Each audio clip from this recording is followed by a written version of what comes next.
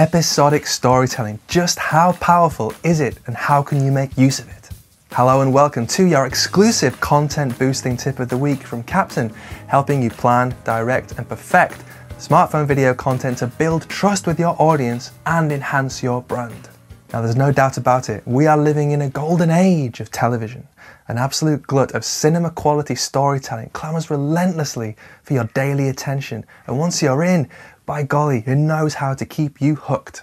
How many times have you glanced at a clock in the late evening knowing that tomorrow will be so much better if you just go to bed? But no, you hit watch next episode because you have to see what happens next. You cannot physically move without knowing if Jacob did kill that kid, if Walter White does get caught this time, or if Tiger Joe is going to successfully diversify his morally suspect wildlife business with an even more morally suspect pizza offering.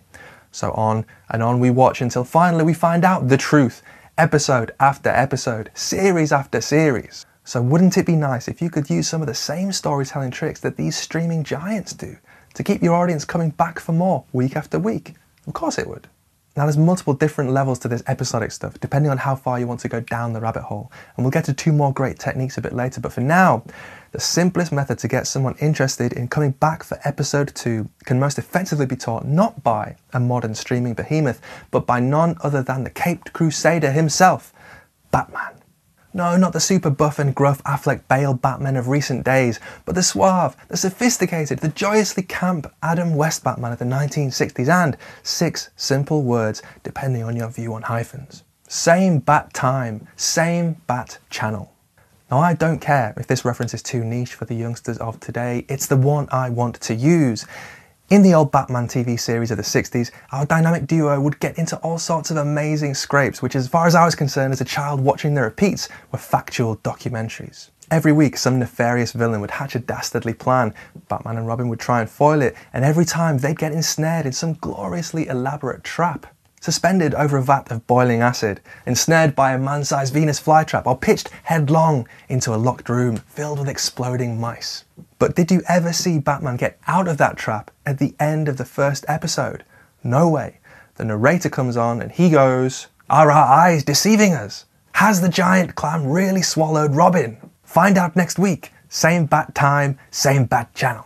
And did you come back? You bet you did, and so did loads of other people. I certainly did, time after time, because how else was I going to know if they escaped? So there's the most basic way to hook someone into returning, the cliffhanger.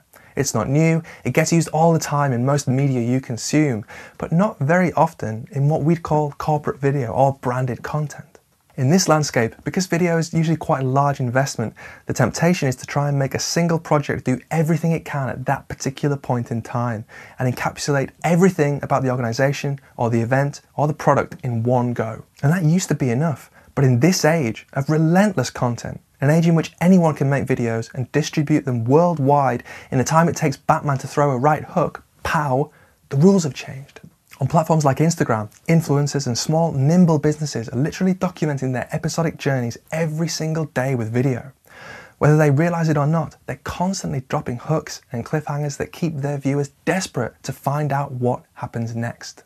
Now, what's relatively simple for those guys becomes very tricky when you're a larger organization for two main reasons. First up, how can you identify the right kinds of compelling, ongoing stories to tell when you don't have anything as exciting as a man in a cape about to be burned alive by a giant magnifying glass? Then, if you're trying to control your content from a central location, how can you direct and gather this kind of consistent video from employees, from customers who are spread out all over the country or even all over the world?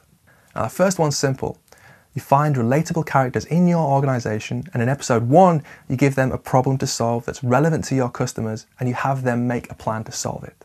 Then you reveal the outcome in episode 2 and then you just rinse and repeat. Check out our Golden Rule series for a ton more info on that score. The second point is a little trickier.